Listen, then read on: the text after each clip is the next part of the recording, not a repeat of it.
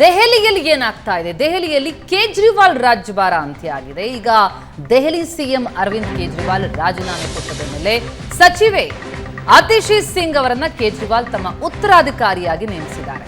ಹಾಗಾಗಿ ಸುಷ್ಮಾ ಸ್ವರಾಜ್ ಆಯ್ತು, ಶೀಲಾ ದೀಕ್ಷಿತ್ ಆಯ್ತು, ಈಗ ಮೂರನೇ ಮಹಿಳಾ ಸಿಎಂ ದೆಹಲಿಗೆ ಬರ್ತಾ ಇರುವಂಥದ್ದು. ಸಾಲು ಸಾಲು ಸಭೆಗಳ ಬಳಿಕ ಆತಿಶಿ ಅವರ ಹೆಸರು ಫೈನಲ್ ಆಗಿದೆ. ಕೇಜ್ರಿವಾಲ್ ಸಂಪುಟದಲ್ಲಿ 14 ಖಾತೆಗಳನ್ನ ನಿಭಾಯಿಸಿದಂಥವರು ಆತಿಶಿ. ಮೊದಲ ಬಾರಿ ಶಾಸಕರಾದಂಥವರು, ಸಚಿವಗಿರಿ ಸಿಕ್ತು, ಈಗ ಮುಖ್ಯಮಂತ್ರಿ ಹುದ್ದೆಯೇ ಸಿಕ್ಕಿದೆ. ಸಿಎಂ ಕೇಜ್ರಿವಾಲ್ ಜೈಲಲ್ಲಿದ್ದಾಗ ಕೂಡ ಆತಿಶಿಯೇ ಆಡಳಿತವನ್ನ ನಡೆಸಿತ್ತು. ಈಗ ಮತ್ತೆ ಕೇಜ್ರಿವಾಲ್ರನ್ನೇ ಸಿಎಂ ಮಾಡೋದು ನಮ್ಮ ಗುರಿ ಅಂತ ಆತಿಶಿ ಹೇಳ್ತಿದ್ದಾರೆ. ಕೇಜ್ರಿವಾಲ್ ವಿಶ್ವಾಸ ಇಟ್ಟು ಈಗ ಸಚಿವೆ ಆತಿಶಿ ಸಿಂಗ್ ಅವರನ್ನ ದೆಹಲಿಯ ನೂತನ ಸಿಎಂ ಆಗಿ ಆಯ್ಕೆ ಮಾಡಿದ್ದಾರೆ. ಸಂದರ್ಭದಲ್ಲಿ ಆತಿಶಿ ಕೇಜ್ರಿವಾಲ್ ಅವರಿಗೆ ಧನ್ಯವಾದವನ್ನ ಅರ್ಪಿಸಿದರು.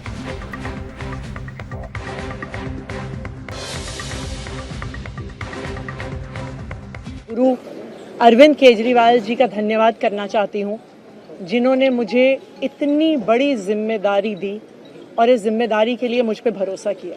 ये सिर्फ आम आदमी पार्टी में हो सकता है. मैं एक सामान्य परिवार से आती हूँ, लेकिन अरविंद केजरीवाल जी ने मुझ पे भरोसा किया, मुझे विधायक बनाया, मुझे मंत्री बनाया और आज मुख्यमंत्री बनने की जिम्मेदारी दी है. मैं खुश हूँ कि अरविंद केजरीवाल जी ने मुझ पे इतना भरोसा किया है. लेकिन जितना सुख आज मेरे मन में है, आज उससे बहुत ज़्यादा दुख भी मेरे मन में है. दुख इसलिए कि दिल्ली के लोकप्रिय मुख्यमंत्री मेरे बड़े भाई अरविंद केजरीवाल जी आज इस्तीफ़ा दे रहे हैं. मैं आज ये ज़रूर कहना चाहती हूँ आम आदमी पार्टी के सभी विधायकों की तरफ से, दिल्ली की 2 करोड़ जनता की तरफ से, कि दिल्ली का एक ही मुख्यमंत्री है और उस मुख्यमंत्री का नाम अरविंद केजरीवाल है. ये गुरु अरविंद केजरीवाल. ಎಸ್ ಪ್ರಶಾಂತ್, ಕೇಜ್ರಿವಾಲ್ ಆಯ್ಕೆ ಯಾರಾಗ್ತಾರೆ, ಯಾರನ್ನ ಆಯ್ಕೆ ಮಾಡ್ತಾರೆ ಅನ್ನೋದ್ರ ಬಗ್ಗೆ ನಾವು ಬಹಳ ಚರ್ಚೆ ಮಾಡ್ತಾ ಇದ್ವಿ. ಆತಿಶಿ ಹೆಸರು ಕೂಡ ಇತ್ತು, ಆದರೆ ಆತಿಶಿ ಅವರನ್ನೇ ಫೈನಲ್ ಮಾಡಿರುವಂಥದ್ದು. ಈ ಆಯ್ಕೆ ಏನು ಲೆಕ್ಕಾಚಾರ? ಪ್ರತಿಮಾ, ಅಂದರೆ ನಿನ್ನೆ ಕೂಡ ನಾವು ಮಾತನಾಡಿದ್ವಿ. ನನ್ನ ಲೆಕ್ಕಾಚಾರ ಇತ್ತು ಅಂದರೆ ಅದು ದಟ್ ವಾಸ್ ಅ ಕನ್ವೆನ್ಷನಲ್ ವಿಸ್ಡಮಲ್ಲಿ ಒಂದು ಲೆಕ್ಕಾಚಾರ ಏನಿತ್ತು ಅಂದರೆ, ಯಾರಾದರೂ ಡಮ್ಮಿಯನ್ನು ತಂದು ಮುಖ್ಯಮಂತ್ರಿ ಮಾಡ್ತಾರೆ, ನಂತರ 4 ತಿಂಗಳ ಕಾಲ ಉಳಿಸ್ಕೊಂಡು ಒಂದು ಐಡೆಂಟಿಟಿ ಪಾಲಿಟಿಕ್ಸ್ ಮಾಡ್ಬೋದು, ದಲಿತರನ್ನು ತರ್ಬೋದು, ಮತ್ತು ಆ ರೀತಿಯ ಪಾಲಿಟಿಕ್ಸನ್ನು ಮಾಡಿ ನಂತರ ತಾವು ವಾಪಸ್ ಮುಖ್ಯಮಂತ್ರಿ ಆಗಲಿಕ್ಕೆ ಒಂದು ವೇದಿಕೆಯನ್ನು ಸಿದ್ಧಪಡಿಸ್ತಿದ್ದಾರೆ ಅಂತ. ಬಟ್ ಕೇಜ್ರಿವಾಲ್ ಹಂಗೆ ಮಾಡಿಲ್ಲ. Kejriwal is not A conventional thinker, ಅದು ಸ್ಪಷ್ಟವಾಗಿ ಅರ್ಥ ಆಗುತ್ತೆ. ಆತಿಶಿ ಮರ್ಲಾನ್ ಸಿಂಗ್, ಆತಿಶಿ ನೋಡಿ 2001ರಲ್ಲಿ ಹುಟ್ಟು, ಶಿ ಈಸ್ 43 ಜಸ್ಟ್, ಮತ್ತು ಸೆಂಟ್ ಸ್ಟಿಫನ್ಸ್ ಡೆಲ್ಲಿ ಮತ್ತು ಆಕ್ಸ್ಫರ್ಡಲ್ಲಿ ಓದಿರ್ತಕ್ಕಂಥವ್ರು. ಅವರ ತಂದೆ ದಿಲ್ಲಿ ವಿಶ್ವವಿದ್ಯಾಲಯದ ಪ್ರೊಫೆಸರ್ ಆಗಿದ್ದರು. ಕೇವಲ 1.5 ವರ್ಷದ ಹಿಂದೆ 2023ರಲ್ಲಿ ಮನೀಶ್ ಸಿಸೋಡಿಯಾ ಜೈಲಿಗೆ ಹೋದಾಗ ಆತಿಶಿ ಕೇಜ್ರಿವಾಲ್ರ ಕ್ಯಾಬಿನೆಟಿಗೆ ಬಂದಿದ್ದರು. ಅವರು 15ರಿಂದ 20 ಅವಧಿಯಲ್ಲಿ MLAನೂ ಆಗಿರಲಿಲ್ಲ. 15ರಿಂದ 20 ಅವಧಿಯಲ್ಲಿ ಅವರು ಒಂದು ರೀತಿಯ ಕನ್ಸಲ್ಟೆಂಟ್ ಆಗಿದ್ದರು ಮನೀಶ್ ಸಿಸೋಡಿಯಾಗೆ ಎಜುಕೇಷನ್ ಡಿಪಾರ್ಟ್ಮೆಂಟನ್ನು ಸರಿಪಡಿಸುವುದಕ್ಕೋಸ್ಕರ. ಅಲ್ಲಿ ಆತಿಶಿಯವರ ಪರ್ಫಾರ್ಮೆನ್ಸ್ ಭಾಳ ಚೆನ್ನಾಗಿತ್ತು. As A national spokes person of the Aam Aadmi party ಅವರ ಪರ್ಫಾರ್ಮೆನ್ಸ್ ಚೆನ್ನಾಗಿತ್ತು. ಮತ್ತು ನೋಡಿ, ಇಂಥ ಒಂದು ಜವಾಬ್ದಾರಿಗಳನ್ನು ಕೊಡ್ತಕ್ಕಂಥ ಸಂದರ್ಭದಲ್ಲಿ ಯಾವುದೇ ರಾಜಕೀಯ ನಾಯಕನಿಗೆ ಹೊಸ ಆಯ್ಕೆಯ ಮೇಲೆ ಒಂದು ವಿಶ್ವಾಸ ಇರಬೇಕಾಗುತ್ತೆ, ಪರ್ಸ್ನಲ್ ವಿಶ್ವಾಸ ಇರಬೇಕಾಗತ್ತೆ. ರಾಜಕೀಯ ವಿಶ್ವಾಸ ಸಾಕಾಗಲ್ಲ. ಅದು ಪ್ರಾಯಶಃ ಕೇಜ್ರಿವಾಲ್ರಿಗೆ ಆತಿಶಿ ಮರ್ಲಾನ್ ಸಿಂಗ್ ಬಗ್ಗೆ ಇದ್ದಂತಿದೆ. ಮತ್ತು ಮನೀಶ್ ಸಿಸೋಡಿಯಾ ಮತ್ತು ಅರವಿಂದ್ ಕೇಜ್ರಿವಾಲ್ ಜೈಲಿನಲ್ಲಿ ಇದ್ದಾಗಲೂ ಕೂಡ Atishi was very very active.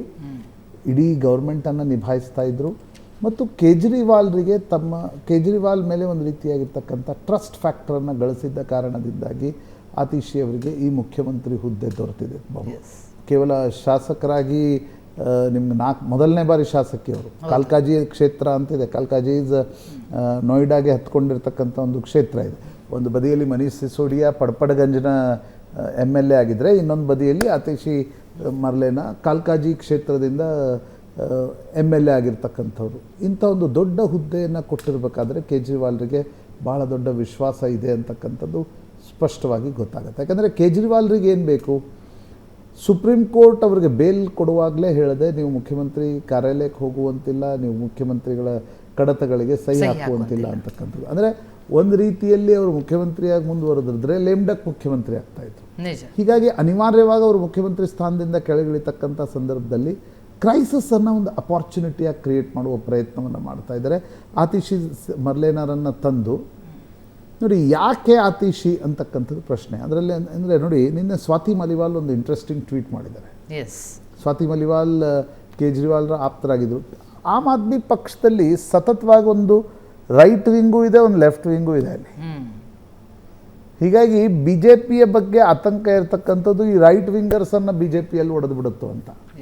Swati Maliwal ನಿನ್ನೆ ಟ್ವೀಟ್ ಏನಿತ್ತು, ಆತಿಶಿ ಮರ್ಲಾನ್ ಸಿಂಗ್ರ ತಂದೆ ಅಫ್ಜಲ್ ಗುರು ಅವರ ಕ್ಷಮಾದಾನ ಅರ್ಜಿಯ ವಿಚಾರಣೆಯ ವೇಳೆ ಅಫ್ಜಲ್ ಗುರು ಪರವಾಗಿ ನಿಂತ್ಕೊಂಡಿದ್ರು ಅಂತಕ್ಕಂಥದ್ದು ಸ್ವಾತಿ ಮಲಿವಾಲ್. ಹೀಗಾಗಿ ದಿಲ್ಲಿಗೆ ಬಹಳ ದುಃಖದ ದಿನ. ಅಫ್ಜಲ್ ಗುರುನ ಬೆಂಬಲಿಗರ ಪುತ್ರಿ ಇವತ್ತು ದಿಲ್ಲಿಯ ಮುಖ್ಯಮಂತ್ರಿ ಆಗ್ತಿದ್ದಾರೆ ಅನ್ನೋದನ್ನು ಆಮ್ ಆದ್ಮಿ ಪಕ್ಷದಲ್ಲೇ ಇದ್ದು, ಮಹಿಳಾ ಆಯೋಗದ ಅಧ್ಯಕ್ಷೆಯಾಗಿದ್ದು, ಕೇಜ್ರಿವಾಲ್ರ ಆಪ್ತೆಯಾಗಿ ರಾಜ್ಯಸಭಾ ಸದಸ್ಯರಾಗಿರ್ತಕ್ಕಂಥ ಸ್ವಾತಿ ಮಲಿವಾಲ್ ಹೇಳ್ತಾ ಇದ್ದಾರೆ. ಅದೀಗ ಕ್ಷಮಾದಾನ ಅರ್ಜಿಯ ಸಂದರ್ಭದಲ್ಲಿ ನೀವು ಅರ್ಜಿ ಹಾಕೋದು ಬೇರೆ, ಅಂದರೆ ಅನೇಕ ವಕೀಲರು ಕೂಡ ಹಾಕ್ತಾರೆ, ಅವರನ್ನು ತಕ್ಷಣ ಸಿಂಪತೈಸರ್ಸ್ ಅನ್ನೋಕ್ಕಾಗಲ್ಲ. ಡೆತ್ ಸೆಂಟೆನ್ಸನ್ನು ವಿರೋಧಿಸ್ತಕ್ಕಂಥ ಕೆಲ ವರ್ಗ ಇದೆ. ಆದರೆ ಆತಿಶಿ ಮರ್ಲೇನಾ ಅವರ ತಂದೆ ಮತ್ತು ತಾಯಿ ದೇ ಆರ್ ಹಾರ್ಡ್ಕೋರ್ ಲೆಫ್ಟಿಸ್ಟ್. ಈ ಮರ್ಲೇನಾ ಹೆಂಗೆ ಬಂತು? ಕಾರ್ಲ್ ಮಾರ್ಕ್ಸ್ ಮತ್ತು ಲೆನಿನ್ರ ಅರ್ಧ ಹೆಸರುಗಳನ್ನು ಮಾಡಿಕೊಂಡು ಈ ಮರ್ಲೇನಾ ಅಂತಕ್ಕಂಥದ್ದನ್ನು ಮಾಡಲಾಯಿತು. ಅನೇಕ ವರ್ಷಗಳ ಕಾಲ ಆತಿಶಿಯ ಹೆಸರನ್ನು ಇಟ್ಕೊಳ್ತಿರಲಿಲ್ಲ. ಹೊರಗ ಜಗತ್ತಿಗೆ ಬರೀ ಆತಿಶಿ ಅಂತ. ಆದರೆ ಇತ್ತೀಚೆಗೆ ಅದು ಆತಿಶಿ ಮರ್ಲೇನಾ ಅಂತಕ್ಕಂಥದ್ದು ವ್ಯಾಪಕವಾಗಿ ಬಳಸ್ತಾ ಇದ್ದಾರೆ. ಆತಿಶಿ ಮೇಲೂ ಕೂಡ ಅನೇಕ ಸವಾಲುಗಳಿವೆ. ಒಂದು, ಕೇಜ್ರಿವಾಲ್ರ ಟ್ರಸ್ಟನ್ನು ಉಳಿಸ್ಕೊಳ್ತಾರೆ. ಅನೇಕ ಬಾರಿ ಅಂದ್ರೆ ಇದೊಂದು ಶಾರ್ಟ್ ಪೀರಿಯಡ್ ಪ್ರಶಾಂತ್ ಈಗ ಸಿಗ್ತಾ ಇರುವಂಥದ್ದು ಅತಿಶಯ ಪಾಲಿಗೆ. ನಾವು ಈ ಹಿಂದೆ ಸುಷ್ಮಾ ಸ್ವರಾಜ್ ಅವರಿಗೆ ಸಿಕ್ಕಂಥ ಅವಕಾಶವನ್ನು ಕೂಡ ನಾವು ಗಮನಿಸಿದ್ದೀವಿ. ಆದರೆ ಆಗಿದ್ದ ಸಿಚುವೇಶನ್ಗೂ ಈಗ ಅತಿಶಿಗಿರುವಂಥ ಸಿಚುವೇಶನ್ಗೂ ಏನು ವ್ಯತ್ಯಾಸಗಳು ಕಂಡು ಬರುತ್ತೆ? ಸವಾಲು ಇದೆಯಾ ಅಥವಾ ನಿಭಾಯಿಸ್ಕೊಂಡು ಹೋಗೋದಷ್ಟೇನಾ? ಅಲ್ಲ, ನಿಭಾಯಿಸ್ಕೊಂಡು ಹೋಗೋದಷ್ಟೇ. ಚುನಾವಣೆಗಳಿವೆ. ಆದರೆ ಅನೇಕ ಬಾರಿ ಏನಾಗುತ್ತೆ, ಅಧಿಕಾರಕ್ಕೆ ಬಂದ ಮೇಲೆ ನಿಮಗೆ ತಿಕ್ಕಾಟಗಳು, ಸಂಘರ್ಷಗಳು ಶುರು ಆಗ್ತವೆ. ಗುರು ಶಿಷ್ಯ ಅದು ಆಗತ್ತಾ? ಅಥವಾ ಆತಿಶಿ ಸಿಂಗ್ ಕೇಜ್ರಿವಾಲ್ ಇಟ್ಟಿರ್ತಕ್ಕಂಥ ವಿಶ್ವಾಸವನ್ನು ಉಳಿಸ್ಕೊಂಡು ಒಳ್ಳೆಯ ಆಡಳಿತ, she is a good administrator, ಅದರ ಬಗ್ಗೆ ಯಾರ ಬಗ್ಗೆ ಪ್ರಶ್ನೆ ಇಲ್ಲ. She has A very clean image. ಆದರೆ ಒಂದು ಸಂಕಷ್ಟದ ಕಾಲದಲ್ಲಿ ಆಮ್ ಆದ್ಮಿ ಪಕ್ಷ ಕೂಡ ಇದೆ. 10 ವರ್ಷಗಳ ಆಡಳಿತ ವಿರೋಧಿ ಅಲೆ ಅನ್ನಲ್ಲ ನಾನು, ಅಸಮಾಧಾನ ಇದೆ, ಬೇಗುದಿ ಇದೆ. ಅದಾದಮೇಲೆ ಇವೆಲ್ಲ ಭ್ರಷ್ಟಾಚಾರದ ಆರೋಪಗಳು ಆಮ್ ಆದ್ಮಿ ಪಕ್ಷದ ಕಾರ್ಯಕರ್ತರಲ್ಲೂ ಒಂದು ರೀತಿಯ ನಿರುತ್ಸಾಹವನ್ನು ತಂದಿವೆ. ಹೀಗಿರುವಾಗ ಆತಿಶಿ ಮರ್ಲೇನಾ ಒಂದು ಮುಖ್ಯಮಂತ್ರಿ ಹುದ್ದೆಯನ್ನು ಹೇಗೆ ನಿಭಾಯಿಸ್ತಾರೆ?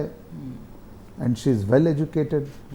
ನನಗೆ ಖುಷಿಯಾಗೋದೇನು ಗೊತ್ತಾ ಪ್ರತಿಮಾ, ತುಂಬ ಹಿಂಗೆ ಹೈಲಿ ಎಜುಕೇಟೆಡ್ ಜನ ಒಂದು ರೀತಿಯ ಪೊಲಿಟಿಕ್ಸ್ಗೆ ಎಂಟ್ರಿ ಹೊಡೆದಾಗ ಪಾಲಿಟಿಕ್ಸ್ನಲ್ಲೂ ಒಂದು ರೀತಿಯ ಸಣ್ಣ ಬದಲಾವಣೆಗಳು. ನಾನು ಬರೀ ಎಜುಕೇಟೆಡ್ನವರಿಂದಲೇ ಪಾಲಿಟಿಕ್ಸ್ನಲ್ಲಿ ಬದಲಾವಣೆ ಆಗುತ್ತೆ ಅಂತ ಹೇಳ್ತಾ ಇಲ್ಲ.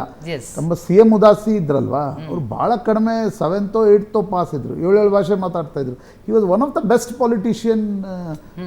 ಅಂದರೆ ಆ ರೀತಿಯ ಜನರಿಂದಲೂ ರಾಜಕೀಯಕ್ಕೆ ಲಾಭ ಆಗಿದೆ. ಆದರೆ ವೆಲ್ ಎಜುಕೇಟೆಡ್ ಜನ, ಬೇರೆ ಬೇರೆ ಜನ ಬರೋದರಿಂದ ತಮ್ಮ ಎಕ್ಸ್ಪರ್ಟೈಸನ್ನು, ತಮ್ಮ ಎಕ್ಸ್ಪೀರಿಯನ್ಸನ್ನು ತಗೊಂಡು ಪಾಲಿಟಿಕ್ಸ್ಗೆ ಬರೋದರಿಂದ ಪಾಲಿಟಿಕ್ಸ್ನಲ್ಲಿ ಒಂದು ಸಣ್ಣ ಬದಲಾವಣೆ ಮಾಡಿದಂತಹ ಬದಲಾವಣೆಗಳು, ಶಿಕ್ಷಣದ ಕ್ಷೇತ್ರದಲ್ಲಿ ಮಾಡಿದಂತಹ ಕ್ರಾಂತಿ, ಶಾಲೆಯ ಕಟ್ಟಡದ ಸಂದರ್ಭದಲ್ಲೇ, ಸರ್ಕಾರಿ ಶಾಲೆಗಳ ಸಂದರ್ಭದಲ್ಲೇ ವ್ಯಾಪಕ ಬದಲಾವಣೆಗಳನ್ನು ಆತಿಶಿ, ಮನೀಶ್ ಸಿಸೋಡಿಯಾ ಮತ್ತು ಆತಿಶಿ ಜೋಡಿ ದಿಲ್ಲಿಯಲ್ಲಿ ತರಲಿಕ್ಕೆ ಸಾಧ್ಯ ಆಯಿತು. ಈಗ ಮುಖ್ಯಮಂತ್ರಿ ಆಗಿರುವಾಗ, ಈಗ 3ನೇ ಮಹಿಳಾ ಮುಖ್ಯಮಂತ್ರಿ ಸುಷ್ಮಾ ಸ್ವರಾಜ್ ವಿಚಿತ್ರ ಸನ್ನಿವೇಶದಲ್ಲಿ 1994ರಲ್ಲಿ ದಿಲ್ಲಿಯಲ್ಲಿ ಮೊದಲ ಬಾರಿ BJP ಅಧಿಕಾರದ ಗದ್ದುಗೆ ಹಿಡಿತು. ಮದನ್ಲಾಲ್ ಖುರಾನ ಮುಖ್ಯಮಂತ್ರಿ ಆದರು. BJP ಒಳಜಗಳ ಶುರು ಆಯಿತು. ಸಾಹಿಬ್ ಸಿಂಗ್ ವರ್ಮಾ ಮುಖ್ಯಮಂತ್ರಿ ಆದರು. ಮಜ್ಜಗಳ ಶುರು ಆಯಿತು. ಅಟಲ್ ಬಿಹಾರಿ ವಾಜಪೇಯಿ ಮತ್ತು ಅಡ್ವಾಣಿ ಸುಷ್ಮಾ ಸ್ವರಾಜರನ್ನು ಮುಖ್ಯಮಂತ್ರಿ ಮಾಡಿದರು. ಒಂದು ಹೊಸ ಫೇಸು ಅಂತ. ಅಂದರೆ ಸುಷ್ಮಾ ಸ್ವರಾಜ್ ಈರುಳ್ಳಿಯ ಅಲೆಯಲ್ಲಿ ಕೊಚ್ಕೊಂಡು ಹೋಗ್ಬಿಟ್ರು. ಈರುಳ್ಳಿ ಬೆಲೆ ಏರಿಕೆ ಆಗ 4 ರಾಜ್ಯಗಳಲ್ಲಿ BJPಯನ್ನು ಡುಬಾಯಿಸ್ತು. ಆಗ ಹೋಗಿದ ಅಧಿಕಾರ BJPಗೆ ಇನ್ನೂ ದಿಲ್ಲಿಯಲ್ಲಿ ಸಿಕ್ಕಿಲ್ಲ. ನಂತರ ಶೀಲಾ ದೀಕ್ಷಿತ್ ಮುಖ್ಯಮಂತ್ರಿ ಆದರು. She is one of the finest chief ministers of Delhi. In spite of all the allegations, ಅದ ನಂತರ ಏನೇನು ಎಲಿಗೇಷನ್ಸ್ಗಳು ಬಂದು ಅಧಿಕಾರ ಕಳ್ಕೊಂಡ್ರು ಅದು ಉತ್ತರಾರ್ಧ. ಬಟ್ ಇವತ್ತೇನು ದಿಲ್ಲಿಯ ಒಂದು ಡೆವಲಪ್ಮೆಂಟ್ ನೋಡ್ತೀವಿ, ಇನ್ಫ್ರಾಸ್ಟ್ರಕ್ಚರ್ ನೋಡ್ತೀವಿ, ಅದರಲ್ಲಿ ಶೀಲಾ ದೀಕ್ಷಿತ್ರ ಪಾತ್ರ ಬಹಳ ದೊಡ್ಡದಿದೆ. ಶೀಲಾ ದೀಕ್ಷಿತ್, ನೀವು ಫ್ಲೈಓವರ್ಸ್ಗಳನ್ನು ಎಷ್ಟೊಂದು ಫ್ಲೈಓವರ್ಗಳು ದಿಲ್ಲಿಯಲ್ಲಿ ನಿರ್ಮಾಣ ಮಾಡಿ, ಆದರೆ ಕೇವಲ ಒಂದು ನಿರ್ಭಯ ಪ್ರಕರಣ ಶೀಲಾ ದೀಕ್ಷಿತ್ರ ಸರ್ಕಾರವನ್ನು ಕೊಚ್ಕೊಂಡು ಹೋಗುವಂತೆ ಮಾಡಿತು. ಈಗ ಅರವಿಂದ್ ಕೇಜ್ರಿವಾಲ್ ಜಾಣತನದಿಂದ, ಸ್ವಾತಿ ಮಲಿವಾಲ್ ಅನೇಕ ಆರೋಪಗಳನ್ನು ಕೇಜ್ರಿವಾಲ್ ಮೇಲೆ ಮಾಡಿದರು. ನೀವು ಜೈಲಿನಿಂದ ಹೊರಗಡೆ ಬಂದಾಕ್ಷಣ ಬಿಭವ್ ಕುಮಾರ್ ಮೂಲಕ ಸ್ವಾತಿ ಮಲಿವಾಲ್ ಮೇಲೆ ಅಟ್ಯಾಕ್ ಮಾಡಲಾಯಿತು ಅನ್ನೋದನ್ನು ಅವ್ರು ಹೇಳಿದರು. ಈಗ ಇನ್ನೊಬ್ಬ ಮಹಿಳೆಯನ್ನು ತಂದು ಕೇಜ್ರಿವಾಲ್ ಕೂಡಿಸಿದ್ದಾರೆ. ಈ ಮಹಿಳಾ ವೋಟ್ ಬ್ಯಾಂಕ್ ಇರುತ್ತಲ್ವ, ಮಹಿಳೆಯರಿಂದಲೇ ಮಹಿಳಾ ವೋಟ್ ಬ್ಯಾಂಕ್ ಬರುತ್ತೆ ಅಂತ ನಾನೇನು ಹೇಳಲ್ಲ. ಅನೇಕ ಮಹಿಳಾ ವೋಟ್ ಬ್ಯಾಂಕ್ ಒಂದು ಸಿಂಪಥೆಟಿಕ್ ಆಗಿ, ಸ್ವಲ್ಪ ಫಾರ್ವರ್ಡ್ ಲುಕ್ಕಿಂಗ್ ಆಗಿ ವೋಟ್ ಮಾಡ್ತಾರೆ ಮಹಿಳೆಯರು. ಆ ದೃಷ್ಟಿಯಿಂದ ಒಬ್ಬ ಮಹಿಳೆಯನ್ನು ತಂದು ಮುಖ್ಯಮಂತ್ರಿ ಮಾಡಿರೋದ್ರಿಂದ ಅದರ ಅನುಕಂಪದ ಲಾಭ ಅರವಿಂದ್ ಕೇಜ್ರಿವಾಲ್ರಿಗೆ ಸಿಗುತ್ತಾ? ಈಗ ಅರವಿಂದ್ ಕೇಜ್ರಿವಾಲ್ ಮತ್ತು Manish Sisodia can do organisational work, ಚುನಾವಣಾ ಕೆಲಸವನ್ನು ನಿಭಾಯಿಸ್ಬೋದು. Atishi will look after the governance. Arvind ಕೇಜ್ರಿವಾಲ್ರಿಗೆ, ಆಮ್ ಆದ್ಮಿ ಪಕ್ಷಕ್ಕೆ ಇದೊಂದು ರೀತಿಯ ಅಗ್ನಿ ಪರೀಕ್ಷೆಯ ಕಾಲ. ದಿಲ್ಲಿ ವಿಧಾನಸಭಾ ಚುನಾವಣೆಯನ್ನು ವಾಪಸ್ ಗೆದ್ದುಕೊಳ್ತಾರ ಅನ್ನೋದು ಆಮ್ ಆದ್ಮಿ ಪಕ್ಷದ ರಾಷ್ಟ್ರೀಯ ರಾಜಕಾರಣದ ಪ್ರಸ್ತುತತೆಯನ್ನು ನಿರ್ಧರಿಸುತ್ತೆ. ಮೋದಿ ಮತ್ತು ಶಾ ಗುಜರಾತ್ ಸೋತ್ರೆ ಏನಾಗುತ್ತೆ? They will lose the legitimacy to rule India. ನಿಜ, ಆಪ್ನ ಎಕ್ಸಿಸ್ಟೆನ್ಸ್ ದೆಹಲಿಯಲ್ಲಿ ಇರೋದ್ರಿಂದಾಗಿ ಸವಾಲ್ ದೊಡ್ಡದಿದೆ. ಒಂದು ವೇಳೆ ಆಪ್, ಈಗ ನೋಡಿ, ಆಪ್ ಸೋತ್ರೆ ಭಗವಂತ್ ಮಾನ್ ಪ್ರತ್ಯೇಕವಾಗಿ ಹೋಗ್ಬಿಡ್ತಾರೆ. ಯಾವಾಗಲೂ ಹಿಂಗೆ ಆಗೋದು. ಆ ಕಾರಣದಿಂದ ಕೇಜ್ರಿವಾಲ್ರಿಗೆ ದಿಲ್ಲಿಯನ್ನು ವಾಪಸ್ ಗೆಲ್ತಕ್ಕಂಥ ಅನಿವಾರ್ಯತೆ ಇದೆ. ಈ ಎಲ್ಲ ಎಕ್ಸಸೈಸ್ಗಳ ನಂತರ ಒಂದು ಕಡೆ BJP, ಒಂದು ಕಡೆ ಸುಪ್ರೀಂ ಕೋರ್ಟ್ನಲ್ಲಿ ಕೇಸ್ಗಳು, ಒಂದು ಕಡೆ ಅಬಕಾರಿ ನೀತಿ ಪ್ರಕರಣದಲ್ಲಿ ಎಲ್ಲರೂ ಜೈಲಿಗೆ ಹೋಗಿ ಬಂದರು. ಹೀಗಿರುವಾಗ ವಾಪಸ್ ದಿಲ್ಲಿಯನ್ನು ಗೆಲ್ತಾರ? That is very important question. ನಿಜ.